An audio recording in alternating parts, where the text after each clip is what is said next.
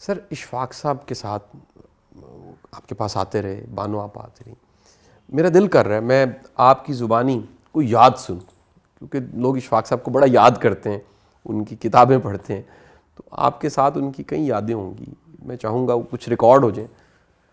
ان کے بارے میں ایک چیز کم از کم میرے مشاہدے کے حد تک، یہ بڑا یونیک کپل تھا. یونیک ان دی سینس کہ دونوں میاں بیوی بڑے ادبی اور دانشور تھے، بہت بلند پایا دانشور تھے دونوں ہی.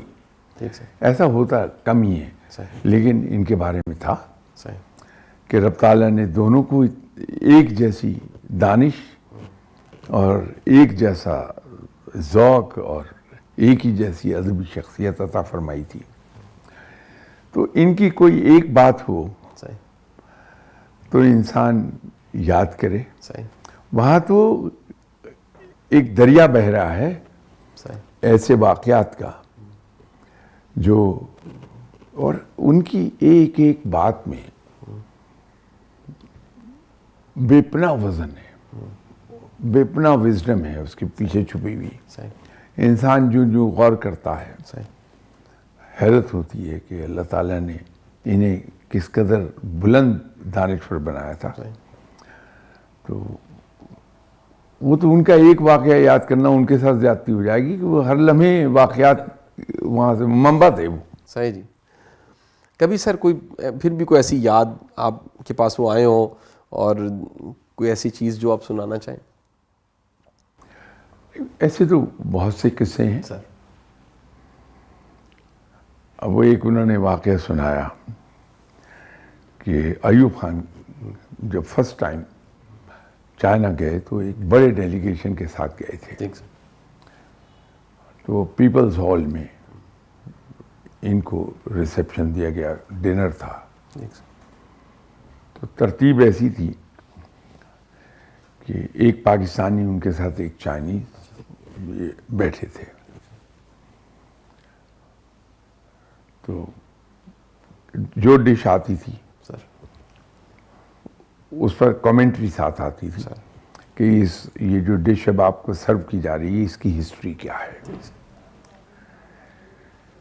تو ایک ڈش پر کمنٹیٹر بڑا ایکسائٹیڈلی، بہت ایکسائٹنگلی وہ بتا رہا تھا کہ اب جو ڈش آپ کو آ رہی ہے یہ ہمارے انتہائی معزز اور انتہائی اہم گیسٹ جو ہوتے ہیں ہم ان کو سرو کرتے ہیں. تو وہ لب لباب اس کا یہ تھا کہ اب آپ دل تھام کے بیٹھیے کہ یہ ڈش آتی ہے.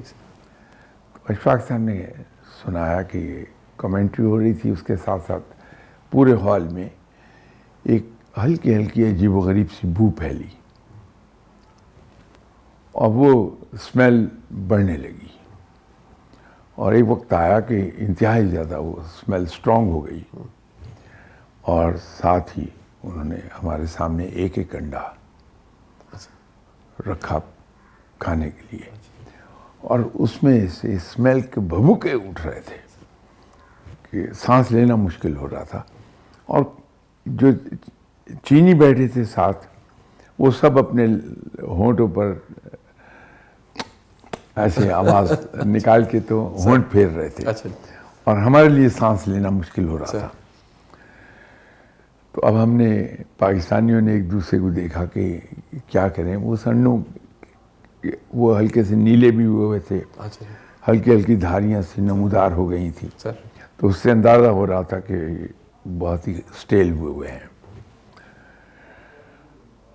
تو ایک ترکیب ہماری سمجھ میں آ گئی، اور ہم نے فوراً کہا کہ دیکھیے اتنی یہ اسپیشل ڈیلیکیسی ہے آپ کی،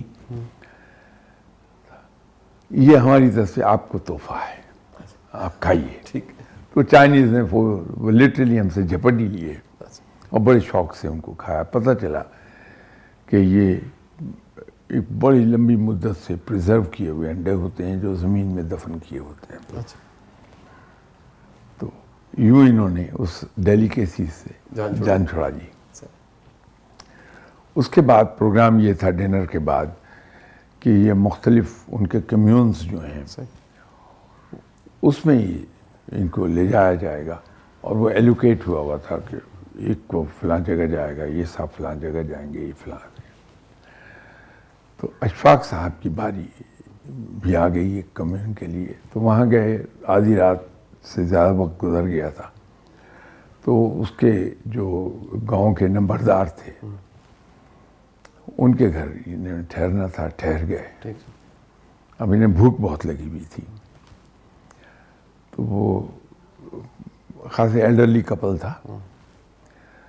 انہوں نے اشاروں سے انہیں سمجھائی یہ بات کہ آپ کو بھوک تو نہیں لگی. تو انہوں نے بھی جواباً اشارے سے سمجھا دیا کہ مجھے بہت بھوک لگی ہوئی ہے. تو وہ خاتون جو تھیں وہ اٹھ کے گئیں، اور کوئی 15-20 منٹ کے بعد ہمارے یہاں پنجابی کا ورڈ وہ ہے، وہ اس کا اردو ایکویلنٹ میرے پاس نہیں ہے، کہ وہ جو مرمرے ہوتے ہیں ٹھیک سر. اس طرح کی بھنی ہوئی فرائی کی ہوئی وہ مرمرے لے آئے. ٹھیک سر. وہ خاتون لے آئیں. ٹھیک سر. تو ایک پلیٹ میں اتنے تھے، وہ ان کے سامنے پیش کیے.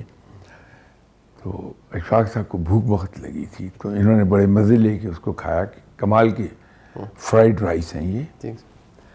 جب کھا چکے تو اشفاق صاحب نے ان خاتون سے اشارے سے کہا کہ کچھ اور ہے. تو خاتون نے سمجھایا کہ سوری، گھر میں صرف اتنی ہی دیمک لگی ہوئی تھی جو میں کلیکٹ کر لائی آپ کے لیے.